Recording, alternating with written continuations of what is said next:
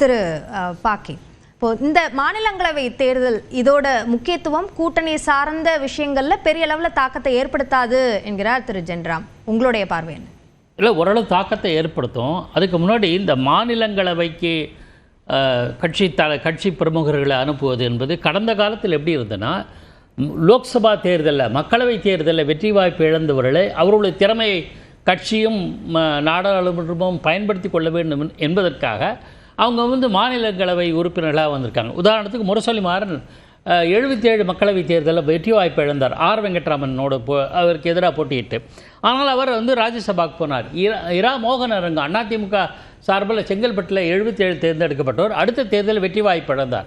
உடனே அவர் ராஜ்யசபாவுக்கு போனார். அந்த மாதிரி வைஜெயந்தி மாலா, சரத்குமார், இரா செழியனே அதுக்கு முன்னாடி மக்களவை உறுப்பினராக இருந்தவர் வெற்றி வாய்ப்பு இழந்த பிறகு அவர் மாநிலங்களவை. இதுதான் நடைமுறையாக நீண்ட காலம் இருந்தது.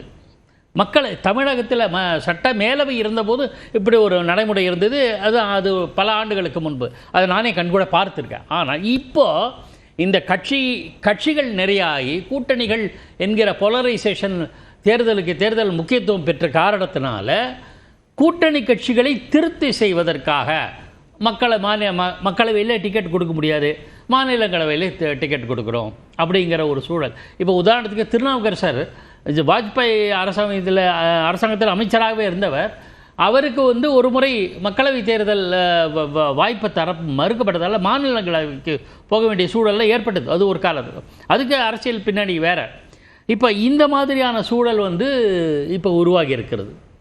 இது தேர்தல் கூட்டணியில் ஓரளவு தாக்கத்தை ஏற்படுத்துமா என்றால் எஸ், ஆகும். இப்போதே ஆரம்பித்து விட்டது. எப்போனா தேமுதிக தங்களுக்கு மாநிலங்களவையில் அதிமுக இடம் தரும் என்கிற சொல்லும்போதே அப்படின்னு அவங்க சொல்லும்போதே உடனடியாக எடப்பாடி பழனிசாமி அதை மறுத்தார். இத்தனைக்கும் கடந்த மக்களவை தேர்தலில் தேமுதிக அதிமுக கூட்டணியில் இடம்பெற்றது.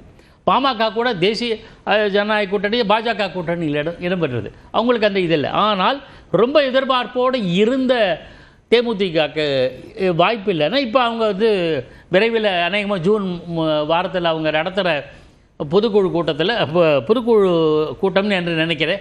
அதில் கூட்டணி குறித்து முடிவெடுப்போம், அறிவிப்போம் அப்படின்னு பிரேமலதா சொல்லியிருக்காங்க. அது ஒரு பக்கம் இருக்கட்டும். சரி, தொடர்ந்து பொறுமை காப்போம் அப்படின்றது தான் சொல்கிறாங்க. தன்னுடைய எதிர்பார்ப்பை அவங்க வலியுறுத்துறாங்க அப்படின்னு தானே அதை இல்லை. இனிமே இப்போ ஷாமண்ணன் சொல்லியிருக்காரு, ஜென்ராமன் கிளியராக சொல்லியிருக்காங்க. இனிமேல் ஐ டோன்ட் திங்க் கூட்டணி கட்சிகளுக்கு அதிமுக திமுக இப்போ பிரதான இந்த சூழல் சர்வைவல் மட்டுமில்லை, தங்களோட பலத்தை நிரூபிக்க வேண்டிய ஒரு சூழல் அதிமுகவுக்கு இருக்குது. திமுகவுக்கு ஏற்கனவே பலம் இருக்காது, பிரச்சனை இல்லை. அவங்க ஈஸியாக 4 இடங்கள் பெற்று விடுவாங்க. 5வது இடத்துல போட்டியிட்டு கூட அவங்க பெறுவதற்கான வாய்ப்புகள் அதிகம். அதில் இன்னொரு தகவல் நண்பர் ஜென்ராம் கிளியராக சொன்னார். It is very clear.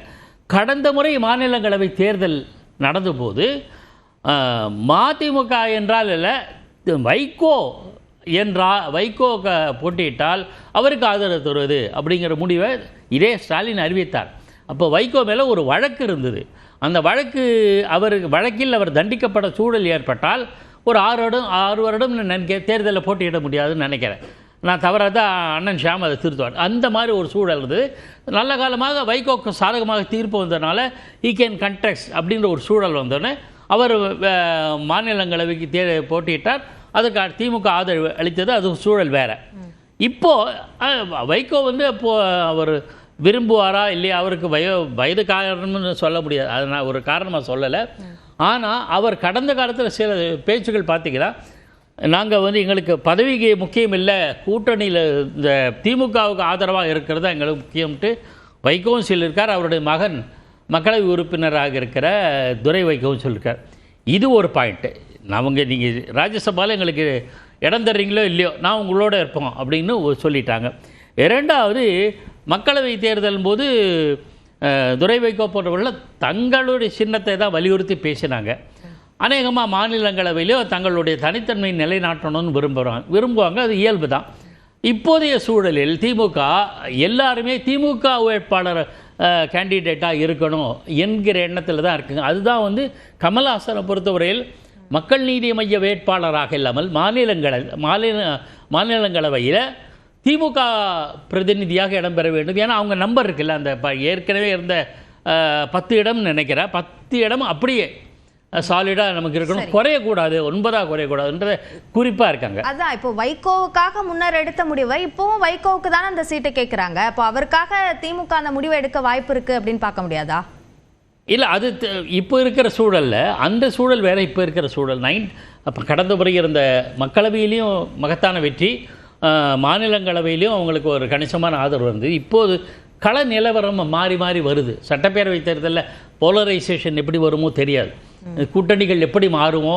இது ஒருவேளை எதிர்க்கட்சிகள் எல்லாமே ஒன்றாக திரண்டா தங்களுடைய வெற்றி வாய்ப்பை எந்த அளவுக்கு பாதிக்குமோ என்ற அச்சமும் கவலையும் இயல்பு எந்த கட்சியாக இருந்தாலும். ஆக இதெல்லாம் பார்த்து தான் அவங்க தங்களை மாநிலங்களவையிலும் வலுப்படுத்தி கொள்ள வேண்டும் என்று நினைக்கிறார்கள். அப்படி பார்த்தீங்கன்னா நீங்கள் வில்சன் அந்த 4 பேர் யாருன்னா, கமல்ஹாசன் எல்லாரும் சொன்ன மாதிரி அது அஷ்யோடு. மீதி 3ல் வந்து வில்சன் வந்து வழக்குகளில் சிறப்பாக செயல்பட்டார்ன்றது அவர் மேலே ஒரு தனி சாஃப்ட் கார்னர் இருக்கிறதுனால அவருக்கு வாய்ப்பு இருக்குது. Abdullah young and dynamic parliamentary, நான் பல சந்தர்ப்பங்களில் அவர் பார்லிமெண்ட்டில் பேசுகிறதுக்கு கவனிச்சுக்கிறேன், நல்ல சிறப்பாக செயல்படுறாரு. அடுத்தது வந்து யாருக்கு தரப்போகிறாங்கிறது வெயிட் பண்ணுற சொல்கிறோம். ஒரு நாளேடர் பார்த்த வியப்புக்குரிய விஷயம், மயில்சாமி அண்ணாதுரை இஸ்ரோ இயக்குனராக இருந்தார், அவருக்கு கூட பேர் அடிபட்டது. இது எப்படி எந்த கற்பனையில் சொன்னாங்கன்னு தெரியல, எனக்கு அதுக்கான பூர்வாங்க ஆதாரமும் எந்த வகையிலும் இல்லை. ஆனால் 4வது யாருன்னு பார்க்கணும். 2வது 5வது நபருக்கும் தயாராக இருக்கிறார்களோ அப்படின்னு பார்க்க வேண்டியிருக்கு. 4வது நபர்னா பொறுத்திருந்து பார்க்க வேண்டும். அதிமுக பொறுத்தவரையில் 2 இடங்களில் அவங்களுக்கு இல்லாட்டா கூட பாஜகவோட ஆதரவு பெறுவார்கள். ஓரளவு அவங்கள 2 இடங்கள்னா கூட 2வது இந்த 2 இடங்களில் அண்ணன் ஷாம் சொன்ன மாதிரி சீனியர்ஸ் செம்மலை ஜெயக்குமார் ஏற்கனவே சட்டப்பேரவை தேர்தலில் வெற்றி வாய்ப்படுத்த சி.வி. சண்முகம் எப்படி ராஜ்யசபா மெம்பர் ஆனாரோ அதே மாதிரி ஜெயக்குமாருக்கும் எதிர்பார்ப்பார் அப்படின்னு நினைக்கிறேன். சரி, திரு சுமந்த், கமலுக்கு ஒரு இடம் உறுதி என்று எல்லாருமே கருதுறாங்க, அது அப்படித்தானா? ஏன்னா இப்போ இல்லைனாலும் அடுத்த முறை கூட அவருக்கு வாய்ப்பு வழங்கப்படலாம், தள்ளி போகலாம் அப்படின்னு கூட கருதப்படுது. உங்களுடைய பார்வை என்ன? இல்ல கமலுக்கு இப்போ கொடுக்க போறது கிட்டத்தட்ட உறுதி அப்படிங்கிறது தான் எனக்கு தெரிந்தவரை. அதே மாதிரி திரு வில்சனும் திரு அப்துல்லா அவர்களும் மீண்டும் வந்து அவங்களும் மீண்டும் ராஜ்யசபாக்கு செல்வார்கள். ஸோ திமுகவை பொறுத்த வரைக்கும் ஒரு இடத்துக்குத்தான் இப்போ ஒரு போட்டி, யார் வரப்போறாங்க அப்படிங்கிறது ஒரு தெரியாத ஒரு புரியாத புதிராக இருக்கிறது. அதிமுக சைட்ல பொறுத்த வரைக்கும் இது உறுதியாக பாமகவுக்கோ தேமுதிகவுக்கோ கொடுக்குற அந்த பேச்சுக்கே வந்து அவங்க போகலை. ஸோ அதனால அது வந்து ரூல்ட் அவுட். அதிமுகவை பொறுத்த வரைக்கும் 34 பாஜகவை கூட்டினால் அந்த 4 இடங்கள் எக்ஸ்ட்ரா தேவைப்படுகிறது, அது இருக்கிறது. யாராவது கிராஸ் ஓட் பண்ணாதான் வந்து அவர்கள் 2வது வேட்பாளர் தோல்வி அடையக்கூடிய ஒரு வாய்ப்பு இருக்கிறதே தவிர, இல்லைன்னா இப்போ இருக்கிற சட்டப்பேரவை ஸ்ட்ரென்த்தை பார்த்தீங்கன்னா அதிமுகவுக்கு 2ம் திமுகவுக்கு 4 இடங்களும் கிடைக்கக்கூடிய ஒரு ஸ்ட்ரெயிட் இஷ்யூ இருக்கு. கமல்ஹாசனை பொறுத்த வரைக்கும் இது வந்து ஒரு அக்ரிமெண்ட், இது வந்து ஒரு ஏதோ வாயால சொன்ன விஷயம் கிடையாது, கிட்டத்தட்ட ஒரு அக்ரிமெண்ட். அது திமுகவும் அக்னாலேஜ் பண்ண ஒரு அக்ரிமெண்ட். ஸோ அதை வந்து இப்போ திடீர்னு அந்த மாதிரி எதுவுமே இல்லை அப்படிங்கிறது இப்போ அவங்க திருப்பி போறதுக்கான வாய்ப்பு நான் பார்க்கல.